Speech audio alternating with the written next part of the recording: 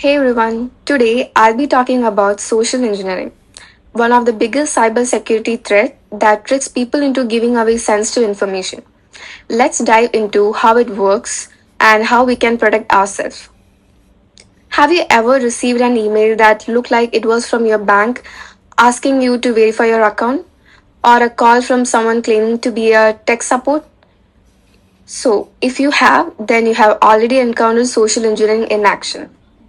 Social engineering is a cyber attack method that doesn't target computers or networks directly. It targets people. Instead of hacking systems, attackers manipulate human psychology to trick individuals into giving up sensitive information such as password, bank details, or access to a company's system. Hackers use different psychological tactics like trust, fear, and urgency to make their victim act quickly without thinking. For example, they might send you an urgent email pretending to be from your bank, warning that your account will be locked unless you verify your details immediately. Out of fear, many people fall for these tricks and end up giving their information to cybercriminals. So, why it's dangerous? The scary part. Many major cyber attacks actually start with social engineering. Even the most advanced security system can be bypassed if hackers successfully trick the right person. In fact, over 90% of cyber attacks involve some form of social engineering. Even big companies like Google and Facebook have fallen victim to these attacks, losing millions of dollars. This is why understanding social engineering is crucial.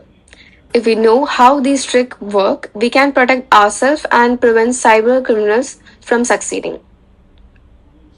So, have you ever wondered how attackers know exactly what to say or do to make you fall for their tricks? Well, social engineering isn't just random. It follows a step by step process to manipulate people into giving up information. 1. Gathering information. The first step in any social engineering attack is gathering information. The hackers do their research before making a move. They collect details about their target like their name, job, email, phone number, and even the personal interest. Where do they get this information? Social media is a gold mine. Many people share their job title, workplace, and even personal updates without realizing how valuable this is to attackers. For instance, let's say you post on LinkedIn that you just joined a new company as an accountant.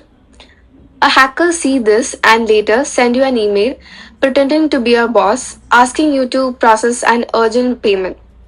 Because they know who you are and what you do, the scam looks more convincing.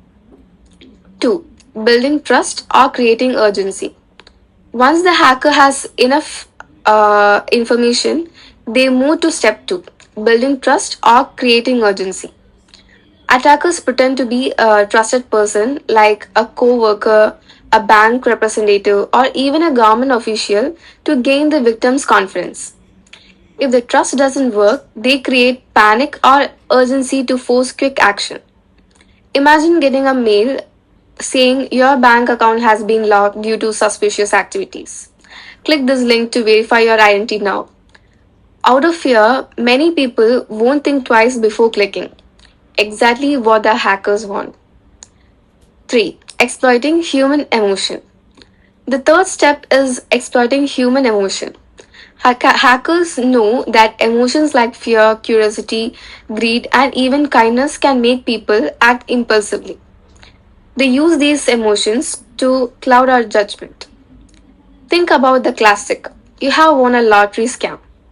Even if you have never entered a lottery, curiosity or greed might make you click the link. Similarly, an attacker might send a fake email from your CEO asking for a confidential report immediately. Because of the pressure, employees might send sensitive data without verifying the request. 4. Executing the attack. Finally, the attackers execute the attack. By this point, the victim has been tricked into revealing their password, sending money, or granting access to a system. Once the hacker gets what they want, they can steal data, transfer funds, or install malware to continue exploiting the victim. For example, a famous example is the Twitter Bitcoin scam of 2020, where attackers tricked employees into giving access to internal tools. Using this access, they hacked into verified Twitter accounts, including Elon Musk and Bill Gates, and posted fake messages asking people to send Bitcoin. Within minutes, they stole over $100,000. As you can see, social engineering follows a clear process. It's not just random trickery. By understanding how these attacks work, we can recognize sign before falling victim. The key takeaway, always verify before you trust. Social engineering comes in different forms, but the goal is always the same, to trick people into giving up sensitive information. Let's look at some of the most common type of social engineering attacks and how to protect ourselves from them. 1. Phishing. The most well-known type of social engineering is phishing. This is when hackers send fake emails or messages pretending to be a trusted organization like a bank, company, or even a friend to steal information.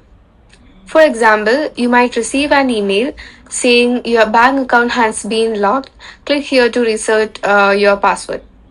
If you click the link and enter your details, hackers will steal your credentials and access to your account. So, to stay safe, always check the sender's email address.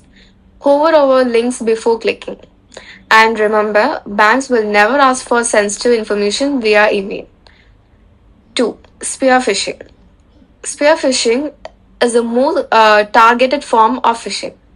Instead of sending mass emails, hackers focus on a specific person or a company, making the attack more convincing. For example, an HR manager might receive an email from what looks like the company's CEO asking for employee payroll details.